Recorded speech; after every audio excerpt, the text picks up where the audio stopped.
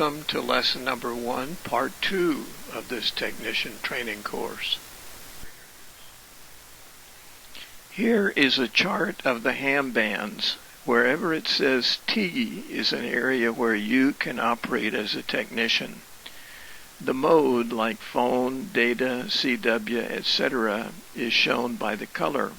For instance, on 10 meters, which is 28 megahertz, you can operate CW, Morse code, or data in one part of the band, and voice, single sideband or SSB, in another part of the band.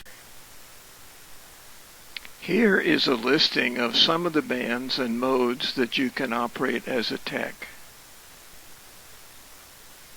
Here are the higher bands where you can operate. On most of the ham bands, we hams are the primary users, which means we have priority to operate there.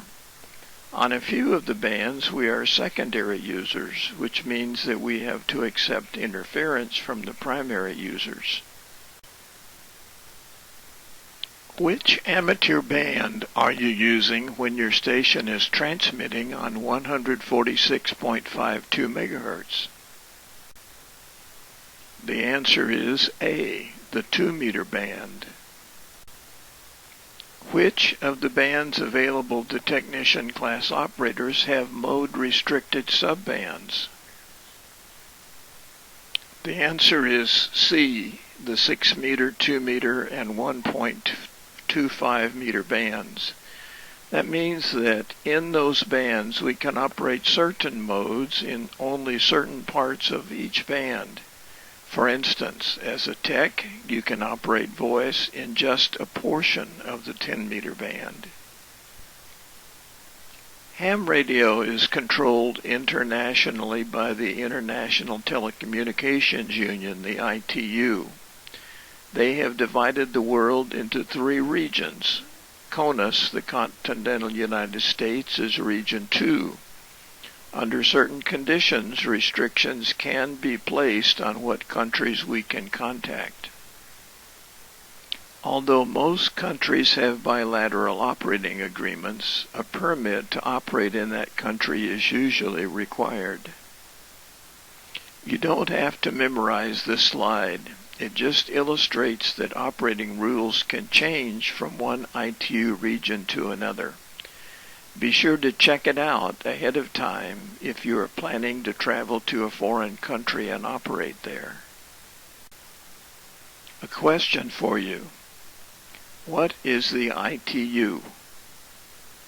The answer is B, a United Nations agency for information and communications technology issues.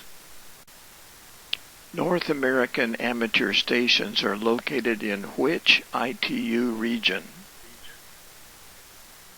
The answer is B, Region 2. What types of international communications are permitted by the FCC licensed amateur station? The answer is A, communications incidental to the purpose of the amateur service and remarks of a personal character. When are you allowed to operate your amateur station in a foreign country? The answer is A, when the foreign country authorizes it. Let's talk about call signs. My call sign is AI6A. United States call signs begin with the letter K, N, W, or A. In addition, there are 10 call sign districts in the United States. Here in Texas, we are in District 5. Call signs issued to people living in Texas, Oklahoma, New Mexico, Arkansas, Louisiana, and Mississippi will contain the number 5. Sometimes people add additional information to their call sign. For instance, AI6A portable would mean that I am operating away from my primary location. AI6A Portable 5 would mean that I am temporarily operating in 5 land. This is not a requirement, just nice to do. There are several types of special call signs which we will discuss. Ham clubs can hold special call signs for special events, for their repeater identification, etc. For instance, the 3 local 2-meter Ellis County repeaters in this area all have the same call sign, WD5DDH. There must be a person identified to the Federal Communications Commission as the trustee for any special call sign. Special event call signs are issued for a limited time frame. Examples include setting up ham stations in lighthouses or in retired Navy ships like the USS Missouri, etc. Vanity call signs are special calls that you request and pay for from the FCC. It might be a call sign with your initials or in memory of a family member. For instance, I have a friend named Hal who got a vanity call sign N6HAL. Another one is N0BLM. This fellow worked for the Bureau of Land Management.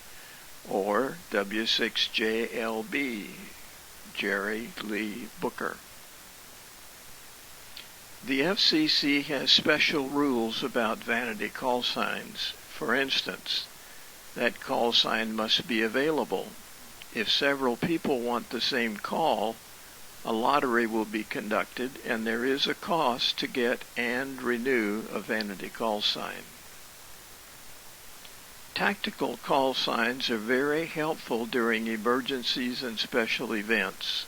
Hospital and finish line might be examples, but you still must give your real call sign every 10 minutes. There are other indicators which can be useful, like AI6A/QRP, which means that I am operating low power, no more than 5 watts of transmitter output power. You must identify yourself by giving your call sign at least every 10 minutes and at the end of your contact with the other station. What type of identification is being used when identifying a station on the air as race headquarters? The answer is A, a tactical call sign. When is an amateur station required to transmit its assigned call sign? The answer is D, at least every 10 minutes during and at the end of a contact. Which type of call sign has a single letter in both the prefix and the suffix? The answer is C, a special event station. Which of the following is a valid U.S. amateur radio station call sign? The answer is B, W3ABC. In the next lesson, lesson number 2, we'll be talking about equipment definitions, electricity components and units, and signals and waves. Your homework assignment is to read Chapter 1, Section 6.2, Chapter 7, and Section 8.2 for lesson number 1 that we went over in this first session. In addition, read Chapters 2 and 3 in preparation for lesson number 2.